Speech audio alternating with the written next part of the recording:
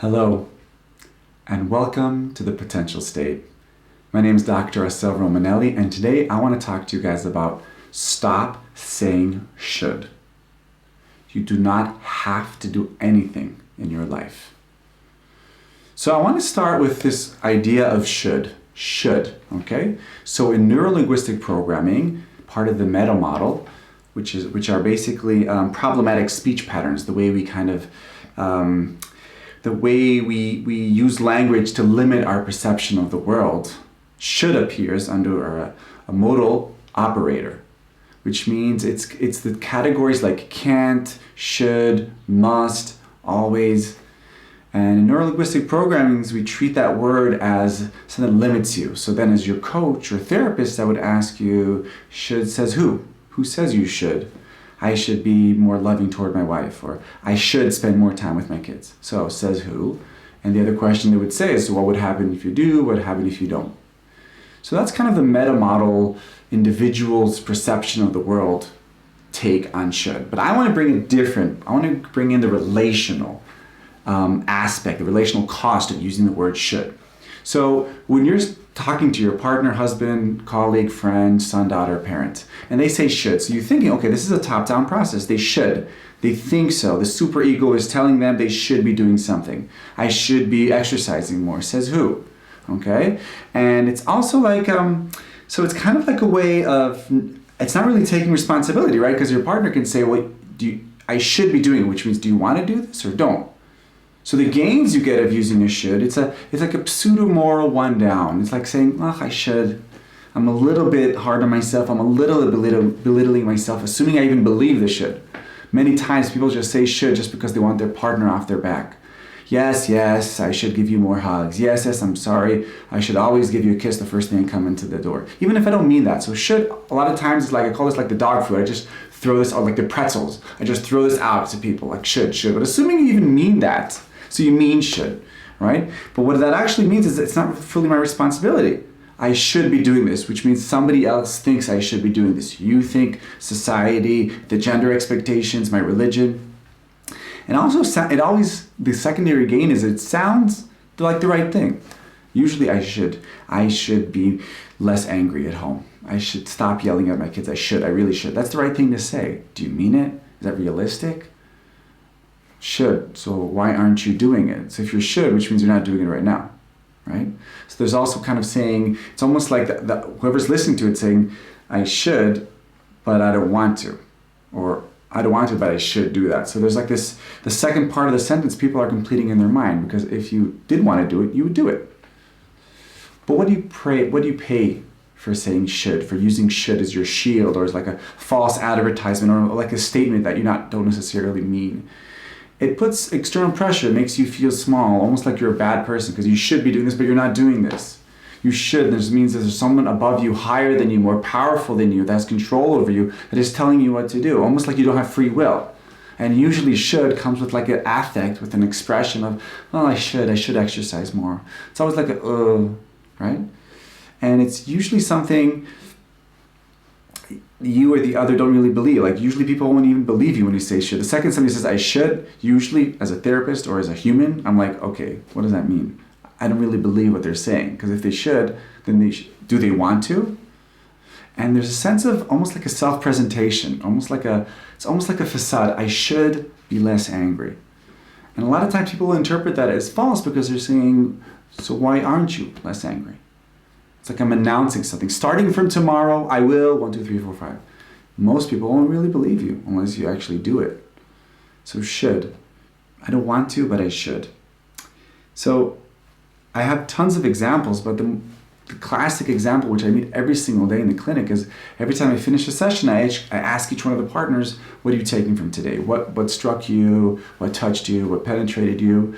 And almost always one of them, at least in the beginning of therapies, they'll say, well, I realized that I should be less angry at my kids, or I should give my wife more attention, or I should tell my husband where I am more because he gets worried.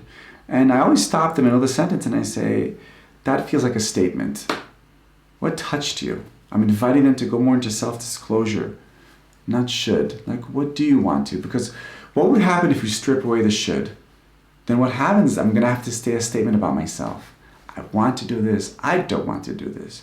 I hear you expecting me to, give you more hugs. But the truth is I don't want to because I'm angry right now. I don't want to because I'm afraid of you. I don't want to because I am still holding on an insult from 2 days ago. So instead of doing a self-presentation should, because this is what you're expecting, I'm actually owning my should and I'm stepping into the heat. I'm saying this is the honest truth.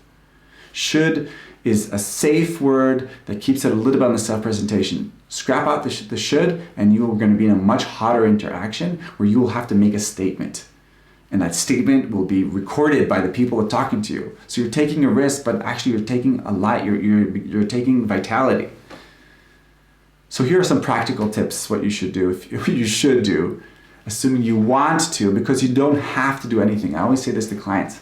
You don't have to do anything. If you don't do something, there'll be a consequence. So face up to the consequence, okay? I have to be more in control of my finances. You don't have to. If you won't, you might be, unemployed, or you might be in overdraft. You don't have to do it. Stop with a half, because then that keeps you reactive and it's like you're still a little child who needs to do things. Say I want to or I don't want to. Okay? Because you don't have to do it. You want to do it, you get the consequences. You want to spend more quality time with your kids, then you'll have better relationships with them. You don't have to. You can choose not to, and then your kids will be less close to you, right? You don't have to. So here are some practical tips if you want to stop saying you should. First of all, notice it. Do you say that a lot? Do people say that to you a lot? Is there a specific relationship where shoulds are coming up a lot in interactions?